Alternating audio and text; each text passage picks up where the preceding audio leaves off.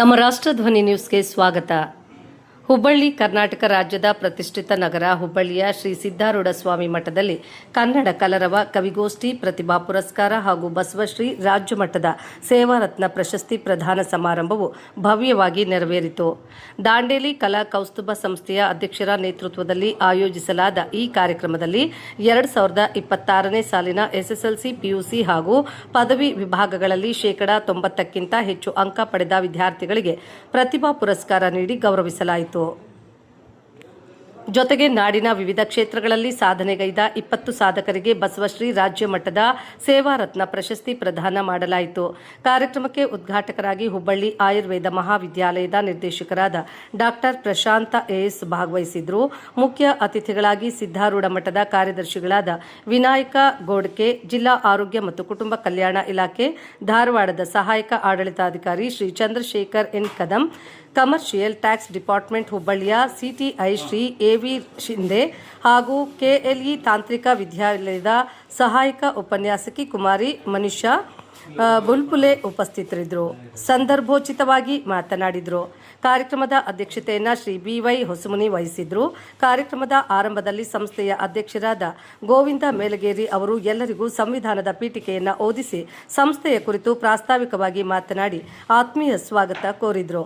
ಬಳಿಕ ಸಸಿಗೆ ನೀರೆರೆಸುವುದು ಹಾಗೂ ಬಸವಣ್ಣನ ಭಾವಚಿತ್ರಕ್ಕೆ ಪುಷ್ಪಾರ್ಚನೆ ಮಾಡುವ ಮೂಲಕ ಕಾರ್ಯಕ್ರಮಕ್ಕೆ ವಿಧಿವತ್ತಾಗಿ ಚಾಲನೆ ನೀಡಲಾಯಿತು.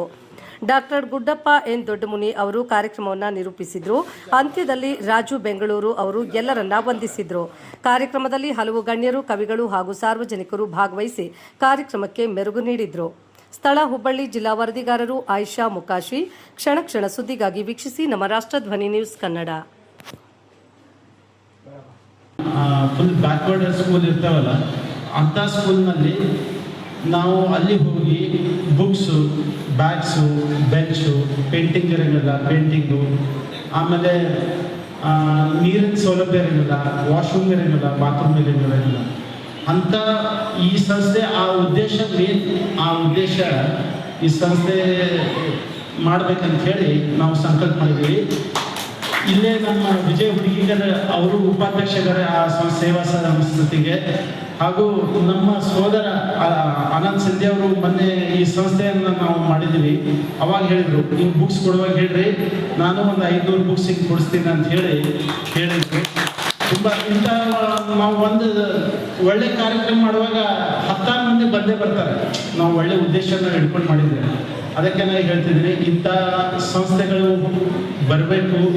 ಬಡವರು ಮಕ್ಕಳಿಗಾಗಿ ಫ್ರೀ ಎಜುಕೇಷನನ್ನು ಕೊಡಿಸ್ಬೇಕು. ಅವ್ರ ಟ್ಯಾಲೆಂಟ್ ಇರುತ್ತೆ ಅವ್ರ ಕಡೆ ಓದೋಕ್ಕೆ, ಬಟ್ ಅವ್ರ ಕಡೆ ರೊಕ್ಕ ಇರೋಂಗಿಲ್ಲ, ಆರ್ಥಿಕವಾಗಿ ಹಿಂದುಳಿದಿರ್ತಾರೆ.